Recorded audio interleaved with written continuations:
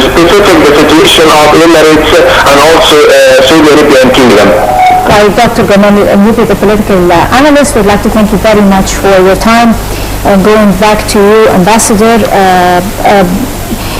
Egypt is already taking a certain policy or applying a certain policy on Iran with Saudis since the last years even of President al-Sadat, and throughout the 3 decades rule of Mubarak it hasn't changed. So the only exception that Egypt took was in the 1 year of the Muslim Brotherhood rule over Egypt. Now, given the fact that what's happening now, the scenario that is taking place in Yemen, and Houthi is taking over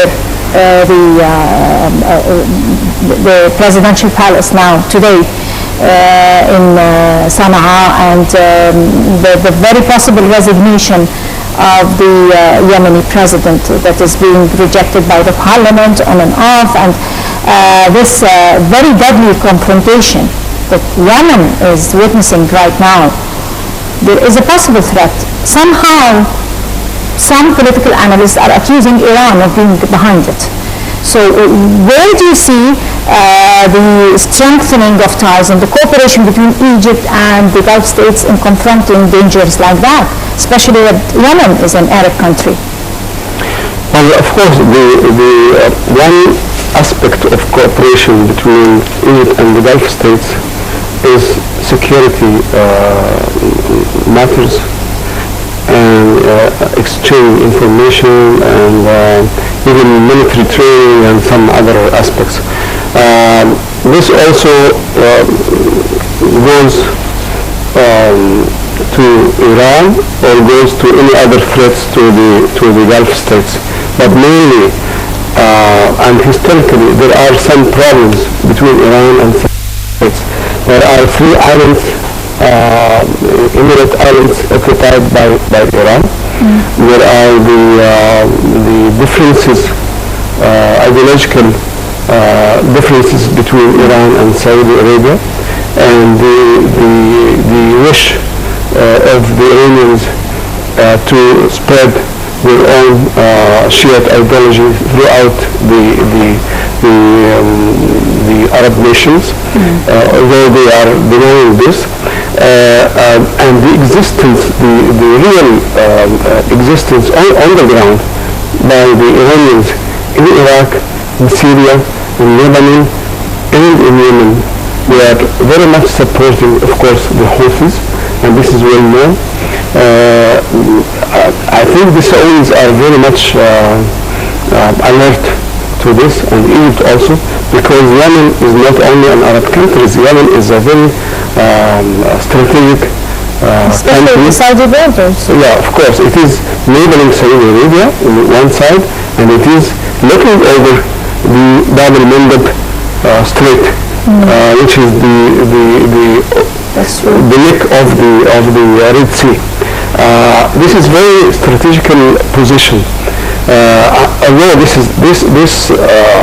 position is being taken care by the world powers also, not only Egypt and Saudi Arabia, because it is the passage of the world trade through Red Sea and Suez Canal. But I think it is very much calculated by the Saudis and Egypt, and the Americans are, though they are not with us now. We are not supporting the policy completely of the Saudis in the region, especially in Syria. But they can meet in this regard, in Yemen especially, not because they have similar interests, but each of them is having his own interest.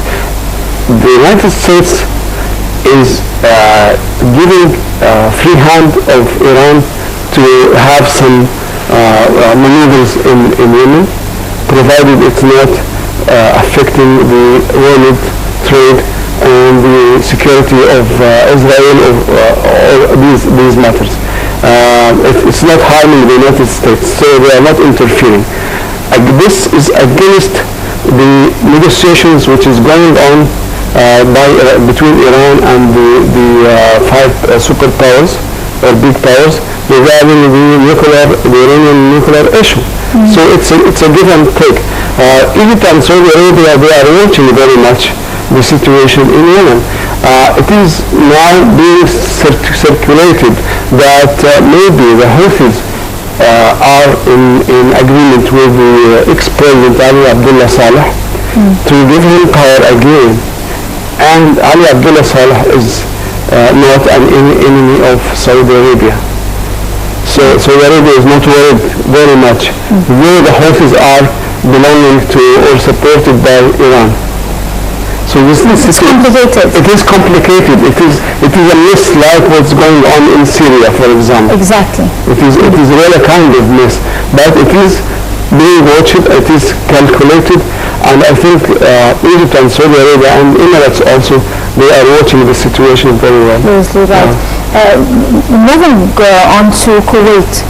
Our ties with Kuwait. We all know that the ousted President Mubarak for 3 decades maintained excellent relations with Kuwait, especially during the Iraqi invasion to Kuwait and the support that he has shown, the immediate support.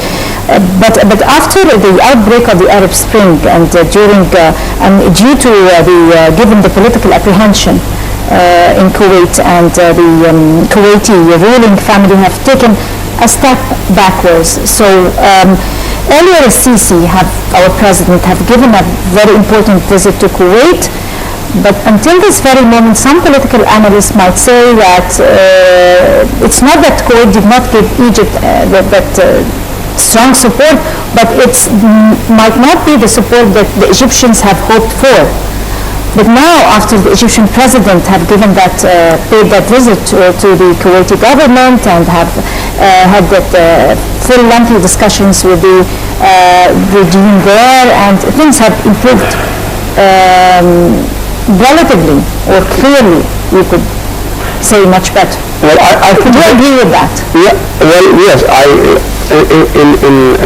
To an extent, I do agree with you, but this goes back to the 30th of June. And then when President Sisi elected, or before even, during the military council rule in Egypt here. And since the imprisonment of ex-President Mubarak and his sons, most of the Gulf states were having very good, even personal relations with President. You mean the investors? Not the investors. The Gulf investors. The rulers. The rulers over there. They were having very good and personal relation with President Mubarak. They were not happy with his imprisonment and his being tried. So there was some kind of resentment at that time. During the year of the Brotherhood, they cannot do anything. They cannot tell them to free President Mubarak or to let him go or something. When the military council has come, also they have raised this matter as far as my information. And they were told that we are in a revolution. The Egyptian streets are simmering. We cannot now let him free, he and his regime and his ministers and his sons, because we will be confronted with another revolution. So, besides, there were charges pressed against the former president in this case. Of course, there were charges, but they were not hoping that the president of the country could be tried. So when President Sisi came, I think it goes back to immediately after the 30th of June. It has been some kind of, without being insulting the judiciary or something, the courts and the judicial system has done its role according to the papers. But I think it's acknowledged by everyone. Yeah, the charges. Yeah, but I think it was agreed. But at the very end, at the end of the day, President Mubarak will be freed. in a way or another. This has made has given kind of satisfaction and relaxation in the relation between Egypt and Kuwait especially. The Saudis also were not happy at the beginning, but they have been given some kind of guarantees. Right. For the most part, if we could assess Cairo's relations with the GCC, you could say that the relations are stable, being taken now a closer look, it looks fine.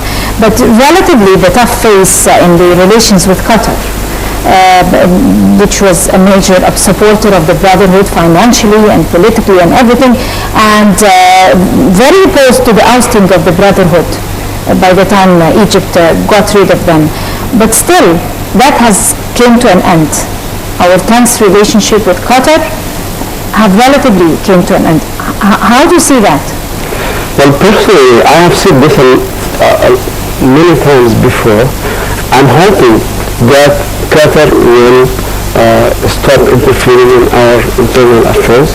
There were some Saudi and Emirates and Kuwait mediation and even pressures against Qatar to improve its relations with Egypt and stop interfering in its internal affairs and stop supporting and giving himself to the Brotherhood. But my personal